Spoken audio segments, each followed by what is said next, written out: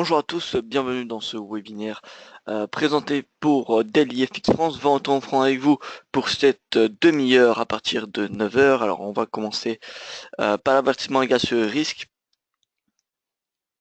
Alors trader de forex et ou le CFD implique un niveau de risque élevé et ne peut être approprié car vous pouvez subir des pertes super votre dépôt. Daily FX décline toute responsabilité pour les erreurs, inexactitudes ou omissions et ne garantit pas l'exactitude ou le caractère complet des informations contenues dans cette documentation.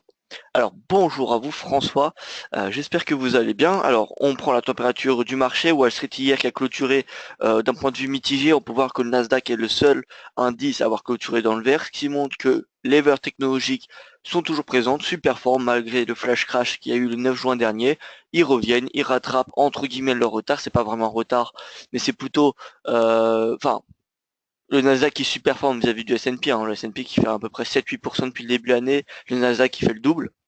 Donc, voilà, il n'y a pas vraiment de retard, mais si on doit faire une base de 100 depuis le début du mois de juin, le Nasdaq faisait une moins bonne performance à cause du flash crash, et donc, depuis, il rattrape. Voilà, donc les valeurs technologiques poussent à la hausse, on a les biotech, on a la santé également. Donc voilà. Le Dow Jones qui a une pondération qui est exposée un peu plus face au pétrole, et forcément l'indice américain qui entre guillemets, est comme un peu le CAC, dans le sens que le CAC est l'indice qui a la plus grosse pondération de enfin, qui est le plus exposé au pétrole parmi les indices européens. Voilà. Après, je ne parle pas par rapport à la capitalisation boursière, etc., etc. Je parle juste par rapport à l'exposition. Le Dow Jones, c'est l'un des indices américains le plus exposé au pétrole. Le CAC, c'est l'un des indices européens le plus exposé au pétrole. Voilà. La science asiatique, elle a été dans le vert, excusez-moi. Donc ça, c'est une bonne chose, pousser le Nikkei par la baisse du yen, comme vous pouvez le constater. Et donc voilà, on a le Nikkei qui a progressé à 8h38 de 0,11%, le Hang Seng Index de 0,03 et le MSCI Asia Pacifique, donc qui représente un petit peu toutes les grandes parties des valeurs de l'Asie, a progressé de 0,27%. Donc ça va nous donner quand même un biais bullish, hein, pour cette journée. En plus de cela, on a le pétrole qui se stabilise. Calendrier économique, alors on aura l'indice PMI des services, enfin l'indice PMI manufacturier des services allemands publié à 9h30. Ensuite, nous aurons l'indice PMI. Donc aujourd'hui, c'est la journée des PMI, hein. C'est PMI manufacturier services allemand à 9h30. À 10h, c'est la zone euro. À 15h45, c'est les États-Unis et entre les deux, on a 14h30, l'indice des prix à la consommation, l'inflation, tout simplement, du Canada, attendu en léger repli à 1,5%. C'est normal. Si on regarde la tendance, hein, la zone euro, c'est pareil. La semaine prochaine, elle est attendue en repli. On avait pour le mois de mai 1,4%, 1,6, 1,4 pardon, et là, c'est attendu à 1,2%. Tout simplement parce que le pétrole, il se replie et donc joue un rôle enfin, un rôle quand même important sur l'inflation. Et donc voilà, ça fait reculer l'inflation. On a vu ça sur les États-Unis, on voit ça sur la zone euro. Voilà, c'est tout à fait normal qu'elle soit en repli. Donc maintenant, la question à se poser, c'est est-ce que le marché, bah, a payé les 1,5% déjà? Est-ce que l'inflation ne va pas être en dessous? Voilà, c'est toute la question qui se pose. Et nous aurons également les ventes de logements neufs à 16h aux États-Unis. Alors, le François qui nous dit nickel, écoutez, c'est parfait, c'est vendredi de toute façon, donc il n'y a pas de raison de ne pas être bien. Alors, Loyal, bonjour Valentin, j'espère que tu vas bien. Eh bien écoutez, je vais très bien, et j'espère que vous aussi. Fais une analyse sur l'AUD yen, ce n'est pas là un signal d'achat. Alors, on va voir ça ensemble. Bonjour Brigitte, bonjour Frédéric, voilà, je salue tout le monde. Pas mal d'habitués, ça fait plaisir. Alors, comme promis, hein, j'essaye de vous proposer un graphique par jour, un nouveau graphique qui me parle, qui peut également vous parler. Donc on a en bleu le WTI que vous connaissez tous, et en rouge on a les positions spéculatives, enfin sur les futurs en fait tout simplement du pétrole. Et donc on peut voir que le pétrole, eh bien les positions des futurs ont un petit peu d'avance, donc c'est ça qu'on va regarder pour anticiper un rebond. Voilà, donc dès qu'on aura un rebond sur les positions futures du pétrole, eh bien, ça sera un signal bullish pour le WTI. Voilà. Donc c'est un graphique qui m'a parlé et que je souhaitais partager avec vous. Alors, l'AU des yens me demande loyal, donc on va faire l'AU des yens, ne vous inquiétez pas. Euh, on regarde un petit peu ce qui s'est passé en sciences asiatiques, on détaille un petit peu. Donc le Hang Seng, voilà, il continue à progresser depuis 8h38, 0, plus 0,15%. Donc on a voilà, on a un rebond sur les 25 635 points. L'objectif, moi, comme je vous l'ai dit il y a quelques séances, c'était les 26 000 points, 26 090. Voilà, je maintiens l'objectif. Euh, le Shanghai, rebond parfait sur les 3117 points. Donc vous voyez que le support mensuel, encore une fois, est très efficace. Ce support-là, je ne l'ai pas tracé à ce moment-là, ni à ce moment-là, je l'ai tracé bien avant. Et vous voyez que eh bien, le Shanghai, on peut constater qu'il réagit assez bien. Le marché réagit bien sur les pivots mensuels du Shanghai. Donc voilà, c'est quelque chose à surveiller. Et voilà. Nikkei. Le Nikkei, écoutez, il consolide dans le Nikkei. En début de semaine, on a marqué un nouveau plus haut. On réintègre les 20 235 points et voilà, on rentre dans une période estivale qui, comme vous le savez, est synonyme de prise de bénéfices et institutionnels qui ne sont pas là, et donc on a statistiquement une probabilité d'une consolidation assez élevée. Le CAC, alors hier il est revenu chercher son plus haut de 2015 à 5238 points. Voilà, pour ceux qui se posent la question, qu'est-ce que c'est ma ligne bleue? C'est tout simplement le plus haut de 2015. Alors pas d'image, me dit Brigitte. Euh, alors c'est exact. Alors c'est exact, je ne sais pas pourquoi ça n'a pas fonctionné. Alors je reviens juste vite sur ce graphique, il n'y a que ça qui était important globalement.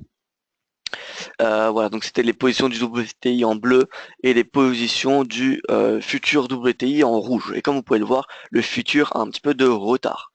Un petit peu d'avance, excusez-moi. Donc on va attendre que les positions futures augmentent, que le prix du futur augmente pour payer le WTI. En tout cas, ce sera un premier signal d'achat.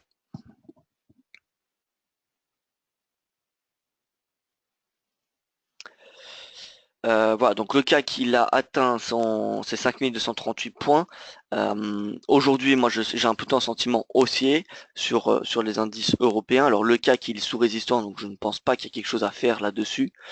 Néanmoins, si on a une cassure des 5238 points, la prochaine résistance sera les 5293. Bonjour Jean-Yves. Donc voilà pour ce qui est du CAC, le DAX. Alors le DAX, le scénario du DAX d'hier, et du CAC, hein. Le CAC, on avait un achat, je vous rappelle, sur la ligne verte. Et on visait donc ce niveau-là qui était l'ouverture du gap à 5260 points. Et donc il avait été atteint, donc c'était parfait, objectif presque parfait parce qu'on a eu un plus bas. L'objectif c'était de payer à 5238 et au final on a eu un plus bas à 5232 points. Sur le DAX, on avait un achat à 12 707 points. Donc ça a été atteint à peut-être un point près, je pense. 12 709 à 2 points près, donc bon, vous l'accordez ou non. Et on avait un objectif à 12 792 points, 12 800, donc a été atteint également. Le DAX est pareil, je pense que dans un premier temps, il peut revenir à 12 829 points, mais il ne faut pas s'attendre vraiment à un momentum très haussier, étant donné qu'on est vendredi, et que vendredi, c'est prise de bénéfices, tout simplement. C'est clôture des positions chez les institutionnels. L'Eurostoxx, pareil, il est sous résistance, donc il est à 3550 points. Si on a un pullback, on pourra le repayer pour viser 3554, mais voilà, c'est qu'une stratégie en intraday. On peut pourquoi pas viser un plus haut, je dirais autour des 3560, mais je pense que ça va être le maximum qu'on peut s'attendre sur l'Eurostoxx aujourd'hui. Voilà, maintenant pour ceux qui se posent la question, est-ce qu'il faut payer pour du swing trading? Moi, je pense qu'on peut attendre que le prix revienne sur les 3528 points. Je ne suis pas baissier sur les indices européens, mais on arrive, comme je vous dis, dans une période estivale. Il y aura peu de volatilité. Donc, il faudra être patient. Les scénarios prendront beaucoup plus de temps à être validés. Et donc, on attendra tout simplement des bons points d'entrée et on se focalisera plus sur des positions de swing trading moyen terme. Voilà, donc là, je pense qu'en swing, on peut attendre un retour à 3528, voire 3500 points. 3500 points, j'estime que c'est un bon prix pour passer à l'achat sur l'Eurostock 50, que ce soit sur du swing, moyen ou long terme. Voilà. Alors, petit tour des paires majeures, ensuite je réponds à vos questions. Que faire avec la UDNZD? Merci bien, il est presque sur un plus bas de la part de Jean-Yves. Alors, je suis tout à fait d'accord, excusez-moi, avec vous sur la UDNZD. On va voir ça juste après les paires de devises majeures. Sachez que la UDNZD, c'est dans ma routine, c'est-à-dire que juste après les paires majeures, je regarde la UDNZD. Parce que la UDNZD, l'AUD ou le NZD, c'est deux devises qui sont extrêmement fortes et donc ça me donne mon biais tous les jours pour savoir si c'est l'AUD ou le NZD qui superforme. Donc je regarde mon graphique. Bon, je vous expliquerai de toute façon, mais bon, on verra ça ensemble. L'euro-dollar haussier, donc c'est simplement à cause du repli du dollar US en fin de semaine. Donc l'euro est haussier, là on arrive sur résistance à 11,80, on casse une clôture mensuelle à 11,67. Moi je m'attends pas à grand chose aujourd'hui, étant donné qu'on a, ça va dépendre de l'indice PMI allemand et la zone euro et les États-Unis aujourd'hui. Donc voilà, c'est l'euro-dollar sera drivé par les indices PMI tout au long de la journée. Donc je ne vais pas vous donner d'objectifs et de biais sur cette paire de devises. L'USD yen, donc le yen a reculé cette nuit, donc l'USD également, regardez le DXY moins 0,19, donc forcément on a un USD yen qui consolide. Voilà, en horaire, on n'a pas grand chose qui se passe sur l'USD yen.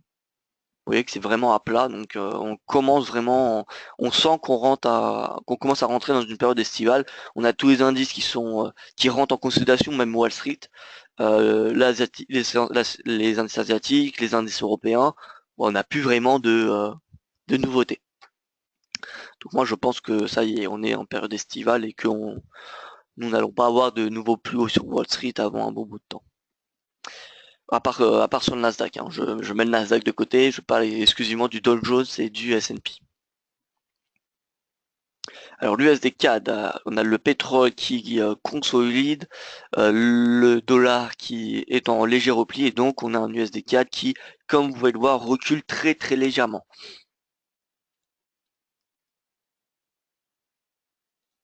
Voilà, on se met en daily. Comme on peut voir en daily, on a un retour sur les 1,32 globalement. Vous voyez qu'on teste les 1,32 points, 1,32 dollars. Si on casse les 1,32, on ira, l'USD ira chercher les 1,31,22. Alors, pour que l'USD aille chercher ce niveau-là, il faudrait un rebond du pétrole, ou alors il faudrait que l'USD soit baissier. Donc, comme on peut voir, cet objectif n'a pas été atteint, objectif USD CAD pour ici, étant donné que le pétrole a consolidé. Et bah, potentiellement, enfin, je ne sais pas encore, je pense qu'il a encore un biais baissier, le pétrole. Donc je pense que ça peut soutenir, mais en tout cas le point d'entrée c'est clair, il était clairement pas bon hier. C'était hier ou avant-hier que j'avais proposé ce scénario. Donc voilà, c'est objectif non réussi sur l'USD 4. Voilà, donc moi je retourne neutre sur l'USD 4. L'euro GBP. Alors l'euro GBP il est baissier, donc on a une super-performance de la livre face au dollar US ou à l'euro ces derniers temps. Si on regarde l'euro GBP ou le GBP USD, l'euro GBP est baissier au journalier et le GBP USD est haussier. Donc on a une super-performance de la livre.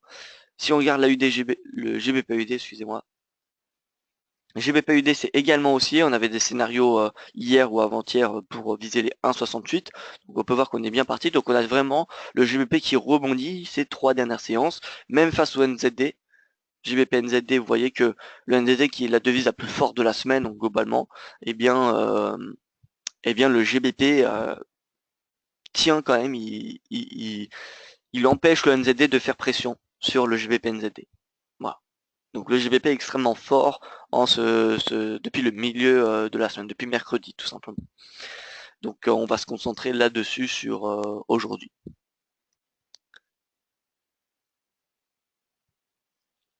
Alors on va regarder le NZD USD. NZD USD, on continue notre scénario, on a un deuxième retour sur 0,7311. Je vous rappelle qu'on avait un premier objectif haussier depuis ici jusqu'à 0,7311. Enfin, le premier scénario c'était ici. Ensuite 0,7311.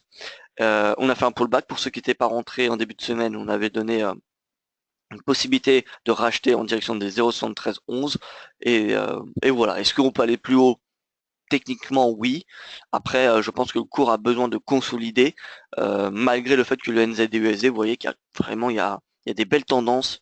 C'est pas une paire qui a l'habitude de consolider. Vous pouvez voir que quand il y a un déblocage, quand il y a un signal haussier, eh bien ça part assez rapidement. Voilà. Par contre, à la baisse, c'est pareil. Donc faut être vraiment vigilant sur le NZD-USD parce que le changement de tendance est assez radical. Voilà, donc NZD-USD 0,7311, je pense que voilà, c'est l'objectif, enfin c'est mon objectif 100%. Peut-être que le cours peut venir chercher à 0,7461, mais écoutez, si on cherche à acheter au plus bas et vendre au plus haut, euh, je pense que c'est une très mauvaise stratégie parce que on essaie de toujours s'améliorer, changer de stratégie, etc. Et au final, on ne se tient pas à son plan de trading. Il faut mieux aller chercher 50, 100 pips plutôt que d'essayer de chercher n'importe n'importe quoi, tout simplement. Enfin, je veux dire, toute la tendance et voilà, c'est quasiment impossible. L'AUD-USD. Alors, l'AUD-USD rebondit. Comme vous pouvez le voir, donc on a vraiment une tendance haussière sur le NZD et l'AUD aujourd'hui. AUD-USD, donc là, je pense qu'il va revenir sur les 0,76. On a une super performance de l'AUD qui a pris, qui a été, comment dire, délaissé même par l'USD, j'ai envie de dire, parce que depuis une semaine, le dollar US, eh bien, enfin, c'est pas une devise qui est recherchée. Si on regarde l'euro AUD,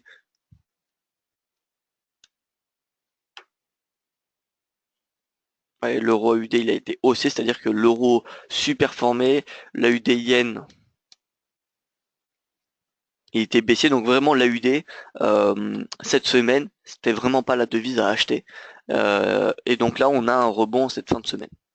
Voilà, donc c'est assez intéressant. Alors j'avais une question de Glaive, il me semble, sur l'AUD yen. Voilà, donc on est dessus, c'est parfait. Alors l'AUD, il rebondit en cette fin de semaine. Le yen, il est plutôt orienté à la baisse. Après, pour ce qui est du yen, on a le gold qui évolue à la hausse. Donc, ces deux actifs, il faut savoir qu'ils sont globalement corrélés. Euh, L'AUD également. L'AUD, le yen et le gold sont corrélés. Simplement parce que l'AUD est un exportateur, enfin l'Australie est un exportateur d'or. Le yen, c'est une valeur refuge, enfin c'est une devise qui est dite refuge, qui est achetée lorsque le marché est en aversion pour le risque. Le gold également, et donc on a vraiment l'AUD yen qui dépend de l'or. Malgré tout, on a l'AUD, comme on peut le voir d'un point de vue technique, géographique, nous montre qu'il est haussier. L'AUD yen, l'AUD NZD, vous voyez, l'AUD NZD haussier. GBP AUD, donc on l'a vu, c'est le GBP qui est super formé, mais sinon on a l'euro AUD, etc., etc. Donc, en fait, aujourd'hui, on a dans le top des classements les devises les plus bullish. On a dans un premier temps le JVP, vient ensuite l'AUD, le NZD, et ensuite pour les devises les moins bonnes. Alors attendez, je veux juste regarder le NZD CAD. Voilà, donc le NZD a quand même le dessus.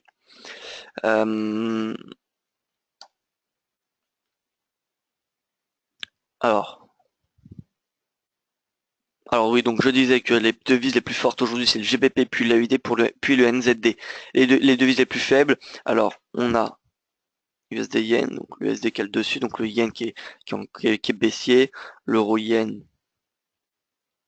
haussier. Donc voilà, on a le Yen vraiment qui est la devise la plus faible, donc AUD Yen, ça se joue en intraday.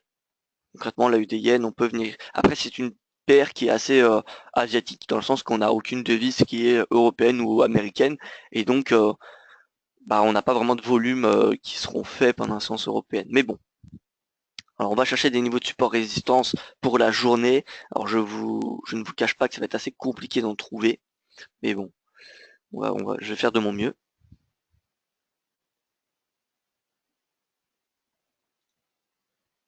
Alors moi, je pense que en intraday, il y a chez les 84, 46 plus haut, ça me semble peu probable étant donné qu'on est vendredi, qu'il n'y aura pas beaucoup de volume, surtout que c'est des paires des devises comme je vous l'ai dit qui sont beaucoup tradées pendant la séance asiatique et que pendant la séance européenne ou américaine, ça n'achète pas forcément de l'AUD ou du yen. Voilà. Donc l'AUD yen, pourquoi pas 84,46. Si on veut shorter du yen, je pense qu'en intraday, on a le GBP JPY qui est un peu plus intéressant. Donc en intraday avec le cours ATC 141,84 qui est une résistance mensuelle où je pense que le cours va rester sur ce niveau de prix environ 142 dans la journée.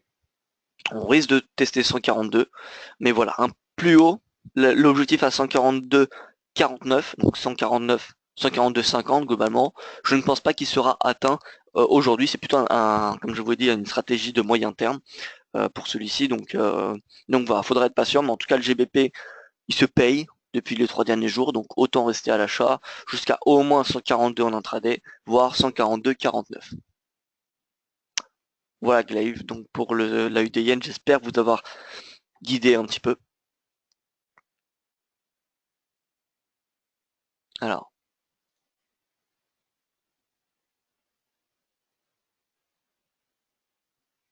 je regarde les questions. L'AUDNZD, alors l'AUDNZD, voilà, donc Jean-Yves, l'AUDNZD, je pense avoir une configuration à peu près similaire que la vôtre, c'est-à-dire qu'on a une ligne tendance qui vient chercher les points bas depuis septembre 2016, et donc on a eu cette cassure hein, sur la UDNZD hier. Maintenant on est sur un support mensuel à 1,0370. C'est le NZD tout simplement qui fait pression. Donc vous pouvez voir que le NZD superforme la UD depuis la mi-mars. Maintenant on est sur un support mensuel, donc on peut s'attendre à ce que la UD rebondisse. Donc la UDNZD, honnêtement, je ne traite pas la UDNZD. C'est simplement pour moi un indicateur pour savoir si c'est l'AUD ou le NZD qui superforme. Voilà, donc j'ai pas d'objectif sur la UDNZD étant donné que c'est deux devises extrêmement fortes. Voilà, c'est vraiment, c'est vraiment compliqué de trader la UDNZD. À très court terme, je dirais qu'en intraday, moi je suis bullish étant donné qu'on est sur un niveau de support et que l'AUD pourrait reprendre le dessus. Le dessus pourrait aller jusqu'à où? Alors, on va regarder ça ensemble.